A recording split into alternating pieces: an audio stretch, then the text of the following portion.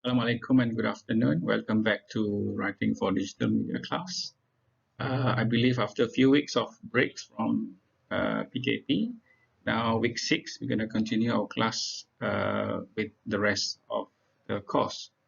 At the end of this class, I'm going to explain the assessment process for the class, and we will also discuss the way how to do the final assessment. I hope you guys are ready to continue our class. Based on the schedule, this is week 6. We are supposed to cover writing for spaces and places. We also missed display copy in the week 5. However, this week, I'm going to still continue writing well online. On the first 2 weeks, we had values of communication. And this week, I'm going to discuss writing well online. So generally, please consider the following points before we proceed to the rest of the slides. Writing for an online environment differs from writing for traditional print media, and we have to identify which one should remain the same, which one has to be different. This has to be considered very well when you write online. Where will be the content be presented? We have blogs, we have websites, we have a few other venues for the content. So you need to know where it's going to be. You have to plan, organize, and test for interactive audience. Some sites do have ways for users to give feedbacks in the Facebook, for example. So we have to think about that when we write for online writing. We also need to know about the global reach and the impact from this reach while we're writing it. Do we just focus on our close environment, or this writing reach the rest of the world? There should be a certain type and specific writing techniques for digital format. One has to understand the writing for blog, writing for newspaper, writing for website. These comes with different approaches. Another important point to consider is copywriting techniques. In a copywriting, you have to think about where to put the headlines, what about the copy, and what about should there be any call to action. So one has to consider how things are done based on copywriting techniques. You also need to consider the effective hyperlinks to organize information and to get user easily accessing your website. Normally, a page on online links to another page. This has to be organized well. The rest of information has to be organized in lists. That's how we do online. We have to understand how essays, different writings, text-intensive stories should be presented online. Normally, we use a spacing and one paragraph represented by just only one sentence. There's certain rules on this. There is a book by Steve Krug where he talks about how to design a website. The book entitled Don't Make Me Think. In this book, he discussed how a website should be designed easily so that the users do not have to think how to go about getting the information. So these are 6 points that we can discuss in this key online information design. The first point is omit needless words. The words that which is not important, we can just don't use them. We have to avoid ambiguity. We have to go straight to the point. Try to be precise, straight to the point, just tell things that you want to say. Number 3, as I mentioned in the previous slide, we have to use chunking.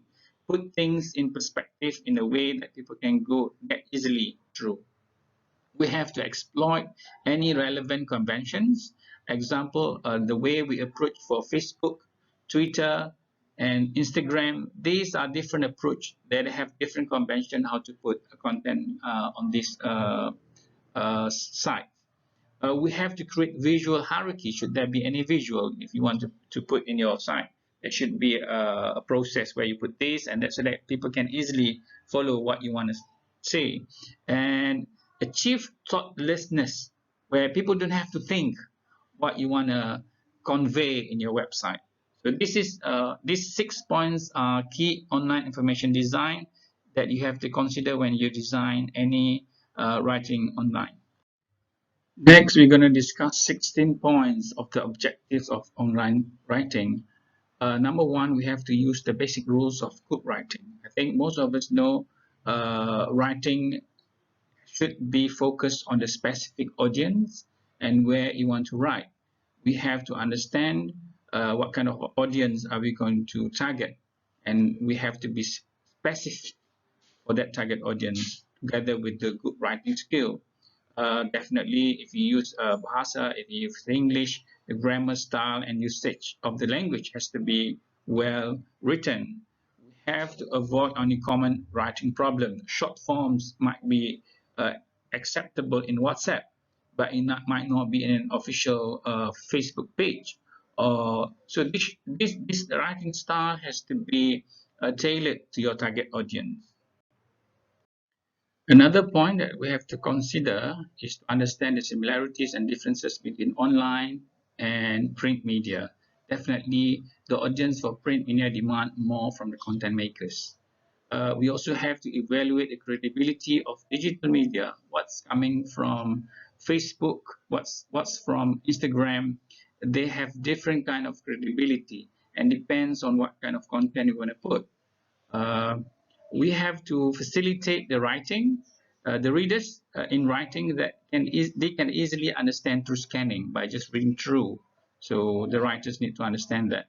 We also have to think about interactivity, having multiple pages.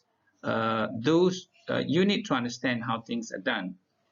As far as what's the technicality behind, it's good for you to understand what's this HTML instead of the HTML that we've been using before, HTML5.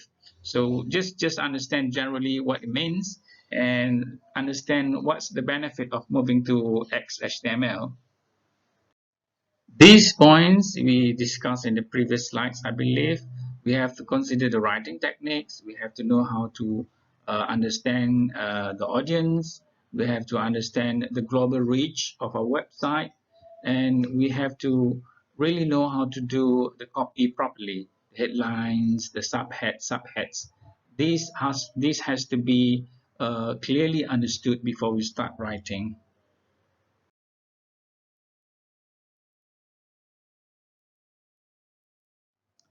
When we try to approach our audience, there are 5 approaches as suggested in this course for you to consider. Number 1 is skill. Number 2, discipline. Number 3, the knowledge.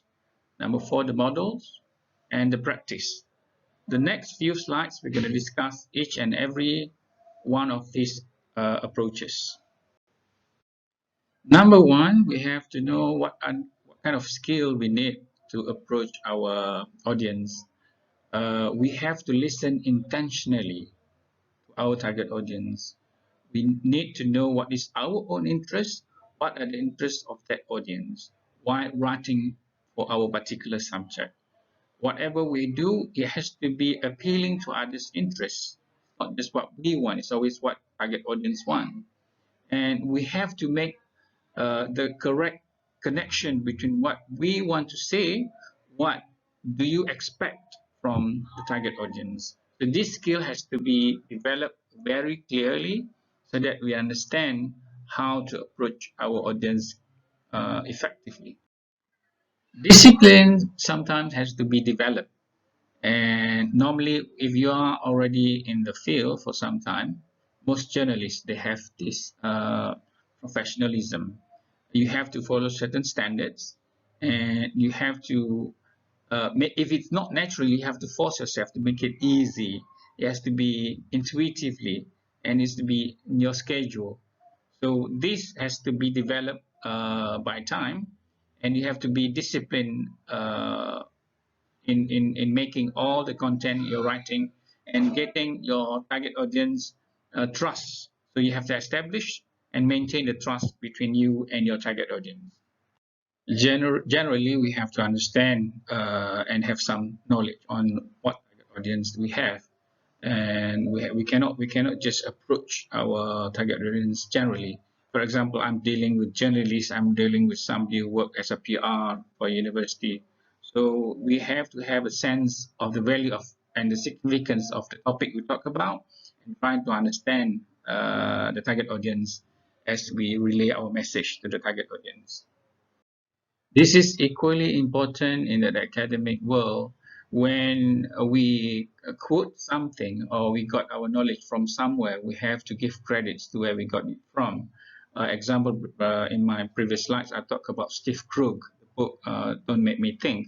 So that book is very important for us to understand how things are done online, especially when writing something on the web. So to have a precedence and give example for audience to understand what you are trying to say is very important. So when you write something, you have to illustrate to the readers about the point that you want to do. This can be used by having models or examples. So it's easy for your audience to understand what you're trying to relay to them. You have to know that you have to let your audience know that you owe a debt to somebody else. Example, I use Steve Krug in my example. So same goes in whatever you write. You have to let the audience to go and check whatever information you share with them, whether there should be an opportunity for them to go and look for themselves whatever information you share with them in your writing. Finally, we have to practice. You'll never be finished practicing. That's the most important thing. You have to try to understand your audience, try to learn what is right, what is wrong. Some people use the Facebook, some people use their Instagram, how to understand the audience very well. So keep practicing, write something and get the feedback. This is the way how you get your content development clearly done, and finally you're going to get the best out of whatever content you want to develop when approaching your specific target audience. Okay, we have covered the 16 objectives and also the 5 points. I believe that's all for this week. Next, I want to talk about the assessment. Since there are changes due to MOC, we also have to reconsider how things are done. Almost all our classes are going to be online. There will be no final exam. We're going to have final assessment. So based on this slide, I want you to understand that we have two assignments. One is the weekly journal summary. I believe some of you already done one or two. My expectation is for this week 6 until week 14, just expect another 10 articles. So we just have to do one page summary. I will share with you the format of the summary perhaps later, and choose 10 articles related to your subject or things of your interest in writing online, and also expect you to prepare your personal blog. Choose any kind of space or any kind of approach, as long as you come up with a page, so that I can see your writing style and try to apply apply whatever approaches we discuss in our class in the blog. So two assignments, one is a weekly summary, another one is a personal blog. And as for the final assessment, the idea is for you to write an article. The subject you can choose. We can discuss the subject later. And within this week 6 until week 9, 11, we can discuss the topic. Then you can start writing your article. We will decide later on how long is the article, what are the format, but try to prepare something from now. So I believe within these few weeks we can understand more how things going to be. I think that's all for now as far as class assessment is concerned. Okay, that's the end of our class. Thank you very much. I hope you have gained a lot from this class today, and we might have one or two extra classes to cover the classes that we missed before. And in the meantime, you can put any suggestions or comments using our WhatsApp group. And I look forward for the next classes. Be safe and try to make sure we do as much as possible to really learn from this class and contribute according to the assignments that we have assigned. So all the best and be safe. Assalamualaikum and good day.